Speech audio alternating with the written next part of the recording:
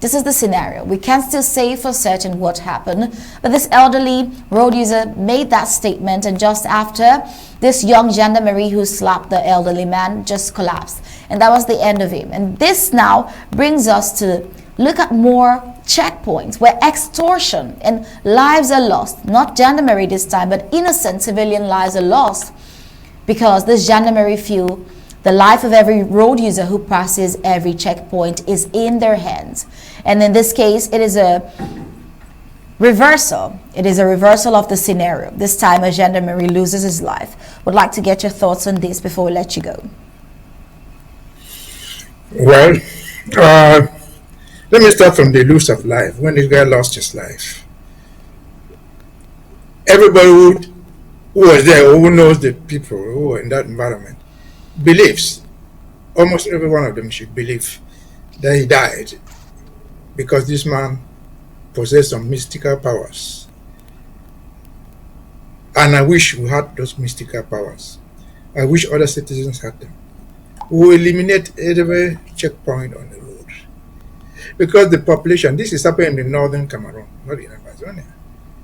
Because the population is held hostage to these officially trained criminals. I've said this many times, 10 times, 20 times before.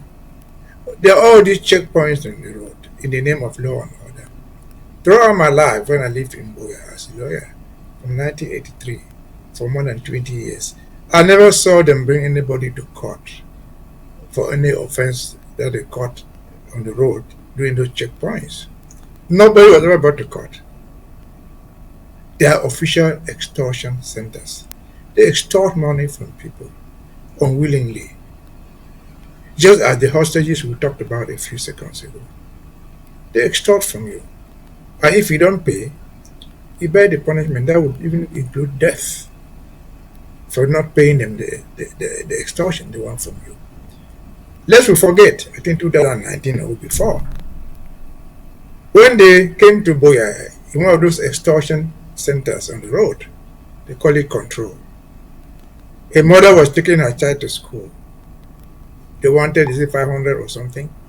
She did not give. She passed. And what happened? They opened fire and killed the little baby. Yes, we are told that gendarme or whoever was there, that officer, was lynched. That's public punishment. Was that enough? Certainly not. What did the administrators of those checking centers controlling extortion places do? What is the explanation? Rather than abolish them, they were reinforced. Control mixed. Control mixed means what?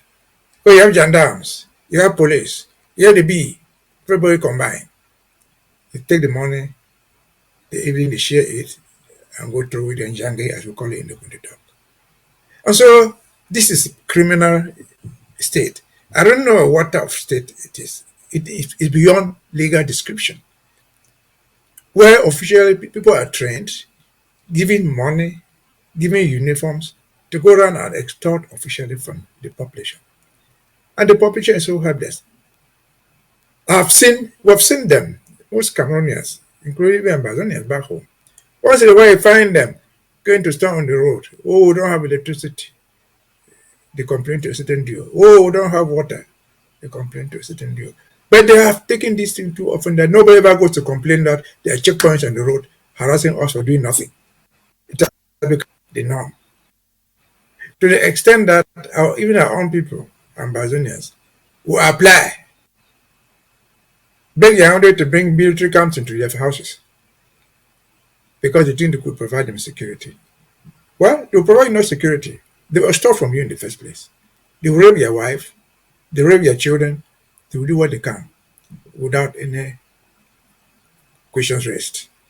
And so, thank God this man, if it is he who causes death, will tell at least the living God is there. Should descend and punish some of those people. Might be, just might be, their colleagues will see from that and learn something. That even the weakest man has the protection of the Almighty. The man had no gun. He didn't have the arms. He could not even reply with another slap. He simply walked away and said, well, henceforth you're not going to slap anybody anymore. And thank God God listened to him again. This is what we fight. This is a terrorist state, which all dimensions of crimes are beyond imagination. We just in the last summer we just talked about the extortion, the hostage taking. Now we're talking about the extortion which is leading to death. What else would this government not do in Yaoundé?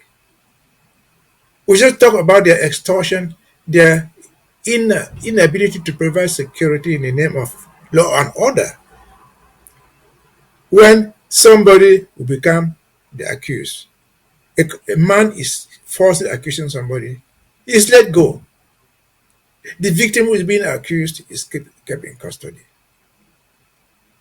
And the criminal false accuser goes down, organizes his people, they ransack this guy's property, and they even threaten him with death. What type of state is that?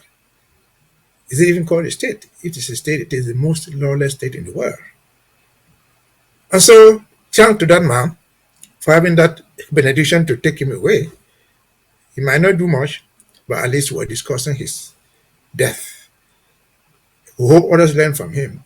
The idea of going to the Gendarmerie, to the police school, whatever to be, was not to go and extort people.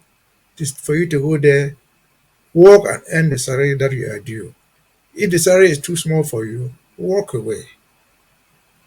We cannot pay you, the state cannot pay you to extort from the civilians, to extort from the people you were employed to protect. And so that it is, God will help us get out of this nonsense. Over to you. It is a God-ordained struggle, and indeed God will help Ambazonians get out of this point in time. Thank you so much, Barrister Mbeseha, for joining in on Undaunted tonight. But with that, we'll call it a wrap with you. Thank you once again. Thank you for having me.